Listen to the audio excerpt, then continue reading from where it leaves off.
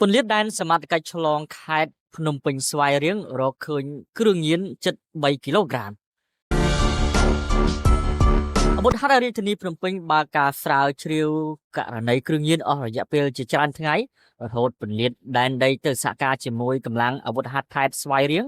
និងកម្លាំងការិយាល័យប្រឆាំងគ្រឿងញៀននៃស្នងការដ្ឋានស្រាវជ្រាវនិងបង្ក្រាបបទល្មើសកងរាជអាវុធហត្ថលើផ្ទៃប្រទេសក្នុងថ្ងៃទី5ទី6ខែឧសភាឆ្នាំ2025បានការឆែកឆេរ3ទីតាំងជាបន្តបន្ទាប់រកឃើញគ្រឿងញៀនប្រភេទក្រាមពណ៌សថ្លាសរុបចំនួន4កញ្ចប់ធំតូចស្មើនឹង2គីឡូ6ខាំ 92.70 ក្រាមដបផ្កាយឆ្នៃសម្រាប់ប្រើប្រាស់គ្រឿងញៀនមួយចំនួនថង់សម្រាប់ច្រកគ្រឿងញៀនរួមនឹងសម្ភារៈមួយចំនួនទៀតនឹងធ្វើការឃាត់ខ្លួនមនុស្សចំនួន2នាក់ឈ្មោះលេងវាសនាហៅក្រៅទឿពេលប្រុសអាយុ23ឆ្នាំស្នាក់នៅភូមិក្បាលកោះសង្កាត់ព្រៃឯងខណ្ឌច្បារអំពើរាជធានីភ្នំពេញនិងឈ្មោះសេងកំសៀង